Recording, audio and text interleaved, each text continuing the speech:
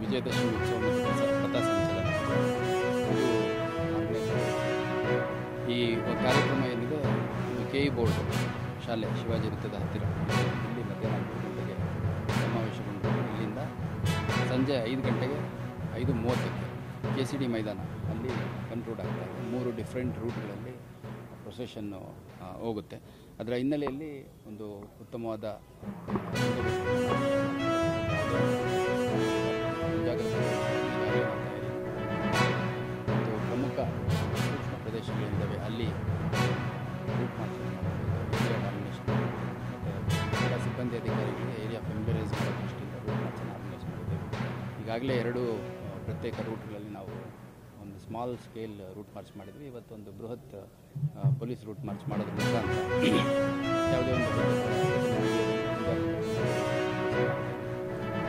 ಹುಬ್ಬಳ್ಳಿಯಲ್ಲಿ ಕಳೆದ ವಾರ ಭಾನುವಾರ ನಡೀತು. ಆ ಒಂದು ಸಮಾವೇಶದಲ್ಲಿ ಭಾಳ ದೊಡ್ಡ ಸಂಖ್ಯೆಯಲ್ಲಿ ಆಯೋಜಕರು ಮತ್ತು ಕ್ರೌಡ್ ಗ್ಯಾದರ್ ಆಗಿತ್ತು.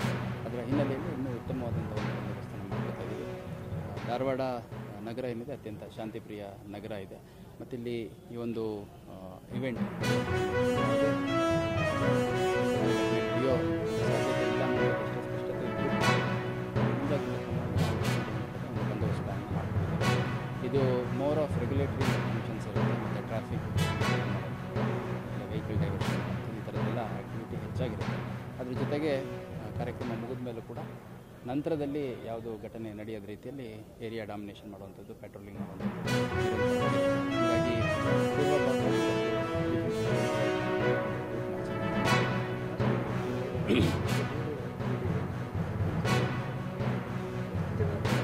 ಈ ಬಾರಿ ನಮಗೆ ಮಾಹಿತಿ ಪ್ರಕಾರ 100th ಸೆಲೆಬ್ರೇಷನ್ ಮಾಡ್ತಾರೆ ಅನ್ನೋದ್ರ ಹಿನ್ನೆಲೆಯಲ್ಲಿ ಸ್ವಲ್ಪ ಹೆಚ್ಚು ಜನರನ್ನು ಸೇರಿಸಬೇಕು ಅಂತ ಒಂದು ಆರ್ಗನೈಸರ್ಸ್ದು ಇಚ್ಛೆ ಇರುವಂಥದ್ದು ನಮಗೆ ತಿಳಿದು ಬಂದಿದೆ.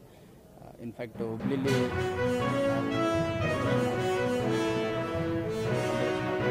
ಸುಮಾರು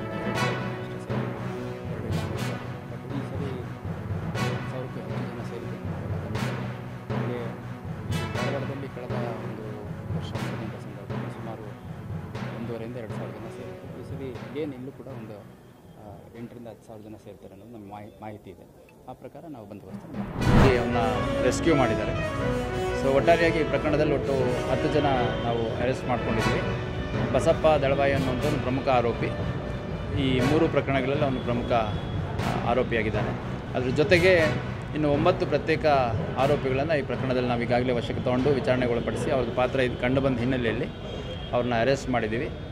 ಮುಖ್ಯವಾಗಿ ಈ ಅರವಿಂದ್ ಮೋಹನ್ ಚೌಹಾಣ್ ಏನಿದ್ದಾರೆ ಇವರು ಸುಮಾರು 3-4 ವರ್ಷದ ಕೆಳಗೆ ನಮ್ಮ ಅಶೋಕ್ ನಗರ ಪೊಲೀಸ್ ಠಾಣಾ ಸರಹದ್ದಿನಲ್ಲಿರೋ ಸಬ್ ಜೈಲ್ ಕಾಂಟ್ರಾಕ್ಟ್ ತೊಗೊಂಡಿರ್ತಾರೆ ಕೆಲವು ಕನ್ಸ್ಟ್ರಕ್ಷನ್ ವರ್ಕು. ಅದನ್ನು ಸಬ್ ಕಾಂಟ್ರಾಕ್ಟ್ ಇವನಿಗೆ ಕೊಟ್ಟಿರ್ತಾರೆ ಬಸಪ್ಪ ದಳವಾಯಿಗೆ.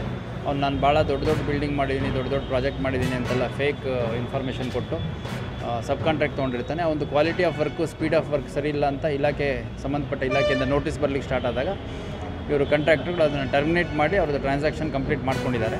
ಅದಾಗಿಯೂ ಕೂಡ ನಿರಂತರವಾಗಿ ಹಣ ಕೊಡಬೇಕು ಅಂತ ಅವನಿಗೆ ಫೈನಾನ್ಷಿಯಲ್ ಒತ್ತಡ ಇದ್ದಾಗೆಲ್ಲ ಇವ್ರ ಹತ್ರ ಬಂದು ಹಣ ಕೇಳಿರುವಂಥದ್ದು ನಮ್ಮ ಗಮನಕ್ಕೆ ಬಂದಿದೆ. ಸೊ ಒಟ್ಟಾರೆಯಾಗಿ ವಿಕ್ಟಿಮ್ ಯಾರಿದ್ರು ಮೋಹನ್ ಚೌಹಾಣ್ ಅವ್ರನ್ನ ರೆಸ್ಕ್ಯೂ ಮಾಡೋದ್ರಲ್ಲಿ ನಮ್ಮ ಅಧಿಕಾರಿಗಳು, ಮುಖ್ಯವಾಗಿ ಗೋಕುಲ್ ರೋಡ್ ಪೊಲೀಸ್ ಠಾಣಾ ಸರಹದ್ದಿನ ಅಧಿಕಾರಿಗಳು, ಇದರ ಜೊತೆಗೆ ಆರೋಪಿಗಳನ್ನ ವಶ ತಗೊಳ್ಳಲಿಕ್ಕೆ ಧಾರವಾಡ ಗ್ರಾಮೀಣ ಪೊಲೀಸ್ ಠಾಣೆಯ ಅಧಿಕಾರಿ ಮತ್ತು ಸಿಬ್ಬಂದಿ ವರ್ಗದವರು ಮತ್ತು ಬೆಳಗಾಂ ಜಿಲ್ಲೆಯ ಎಲ್ಲ ಪೊಲೀಸ್ ಅಧಿಕಾರಿ ಮತ್ತು ಸಿಬ್ಬಂದಿಗಳು ಸಹಕರಿಸಿದ್ದಾರೆ. ಅವರೆಲ್ಲರಿಗೂ ನಾನು ಧನ್ಯವಾದ ಅರ್ಪಿಸ್ತೀನಿ.